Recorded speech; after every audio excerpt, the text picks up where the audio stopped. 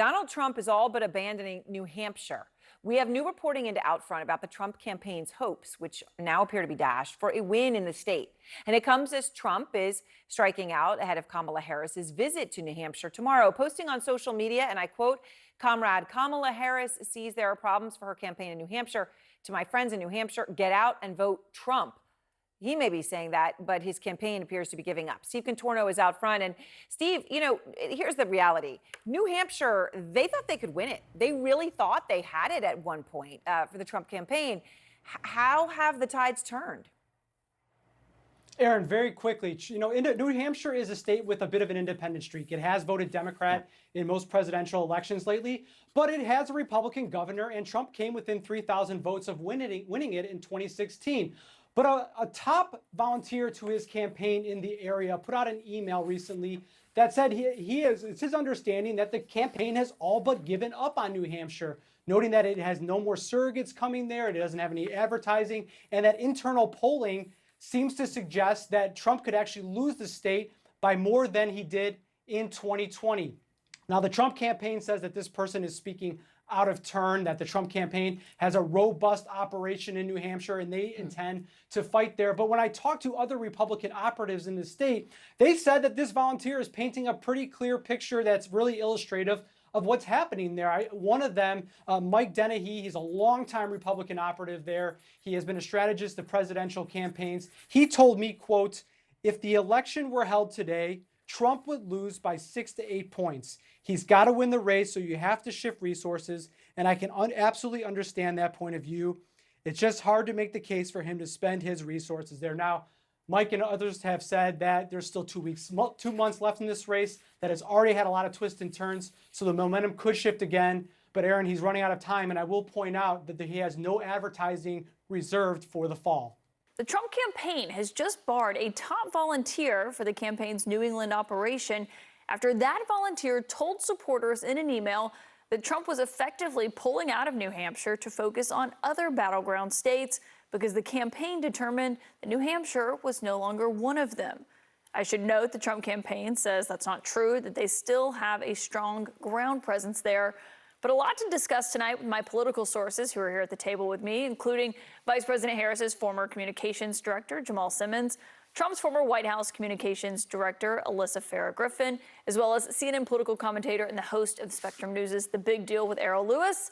Errol Lewis, great to have you all here. But Alyssa, let me, on this New Hampshire stuff that's coming out, this is Tom Mountain, he's a volunteer. The Trump campaign is downplaying his role, but in this email that he sent out to other Republicans, he was saying that they're suspending all their resources in the state at this moment. As you know, Trump's been posting on Truth Social today about Harris and New Hampshire. Right. Well, first and foremost, that would be the prudent thing to do. Trump is not going to carry New Hampshire. That's simply a fact. There are important down ballot races. Obviously, Kelly Ayotte is in a tight race for the governorship there. So you would hope that the Republican Party and Trump campaign is directing resources to her.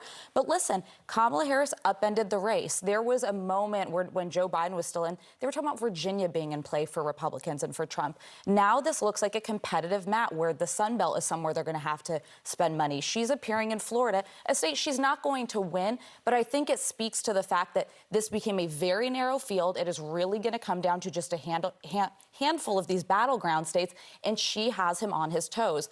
That said, it's neck and neck. We see these polls every single day.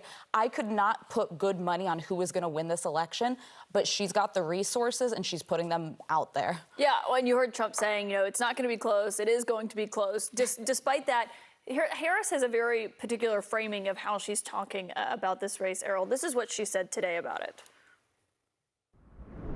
It's going to be a tight race to the very end. So let's not pay too much attention to those polls. We are the underdog in this race. I mean, she doesn't want anyone looking at any of the polls showing her up in any of the battlegrounds and becoming too comfortable. That's exactly right. And regardless of the polls, the one that really counts, if you really want to gauge what the campaign thinks is important and where they want her to be, just look at where she's going, right? She's making yet another trip into Georgia in the next few days. She's going to be making another trip into North Carolina. We know what she's trying to do. We know why she's trying to do it. And that is what really matters. Polls, of course, are a snapshot. The thing is, they're the snapshot of somebody who hasn't made up their mind yet. So you catch somebody on any given day, they're going to look to the left, they're going to look to the right, they might be leaning this way or that way. So she understands what's going on. I'm sure her campaign aides have pounded into her head that they have a chance to do something that will be historic. It's history making, but that means you can't pay attention to the polls the way you normally would. You have to design your strategy, stick to your strategy no matter what, not get thrown by stray comments from the other side, and certainly not by the polls. Well, and speaking of where she's going, she's about to be in Pennsylvania for the whole week. Starting on Thursday, Jamal, she's going to Pittsburgh. And what we're being told by sources is that she's just basically camping out there until that debate 1 week from today in Philadelphia on Tuesday. Do you think that's the right strategy? What do you make of that? Look, she's got to focus on Pennsylvania because Pennsylvania is just so important. The strategy that takes them to North Carolina and Georgia and even some of these expansion states, Arizona, is one that's important because she has a chance of perhaps having an electoral college route if she catches the right wave. The problem is you got to be there. But Pennsylvania is a linchpin to make sure this all works.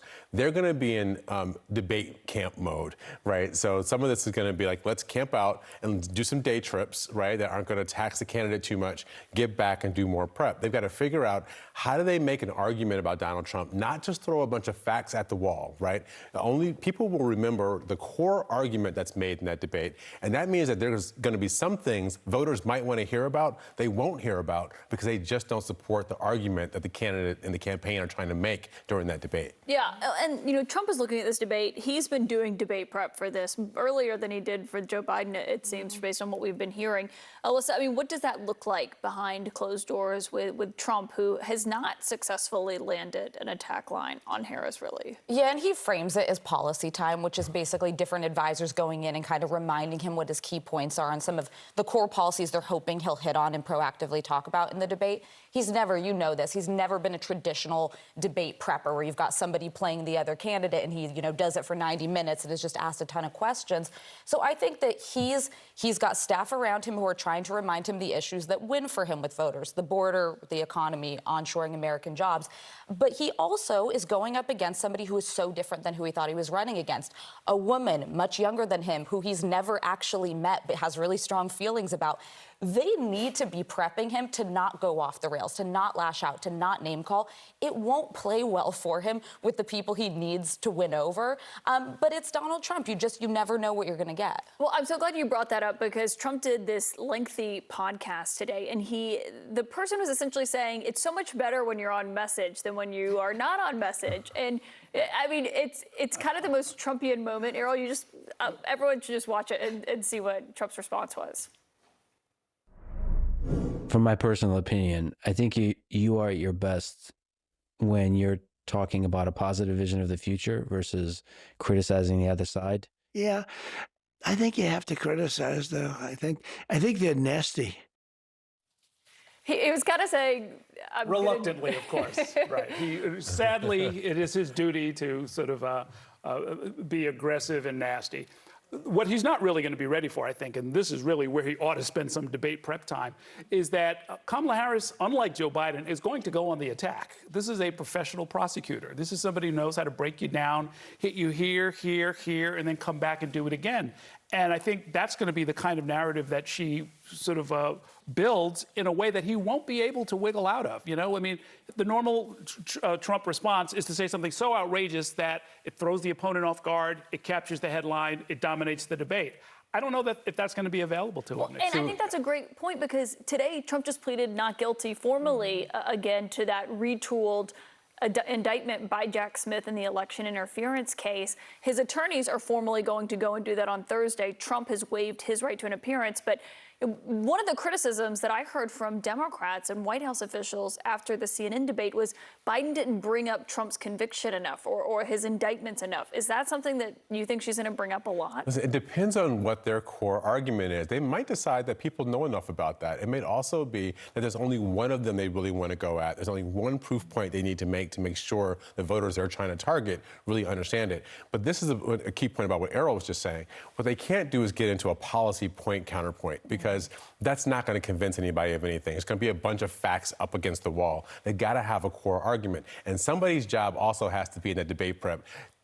can you say this word, a-hole, on national TV? But somebody's. Your kids might not like it, but you can say it. But somebody's got to be the asshole here. Like, somebody's got to sit there and really pepper her and get her to get annoyed and aggravated, because that's probably what Trump's going to do. And what you want her to do is to work out that aggravation in prep and not do it when she's on stage. But that's a great point. Does Trump do that in prep, though? Is he willing to let someone, as Jamal puts it, be the a-hole to him? Or, I mean, Trump doesn't really like being criticized. Not in my experience, and I never did presidential debate with him, but I did prep for town halls and media interviews. He does, even if you prep him and say, hey, they might ask, you know, do you denounce white nationalism? This was an actual conversation I had before an NBC town hall he did. He's like, they're going to ask that, and flew off the handle, didn't want to answer it. So that's a pretty, like, yeah, that's a pretty easy thing to prep, and also a really easy answer, by the way, to denounce white nationalism.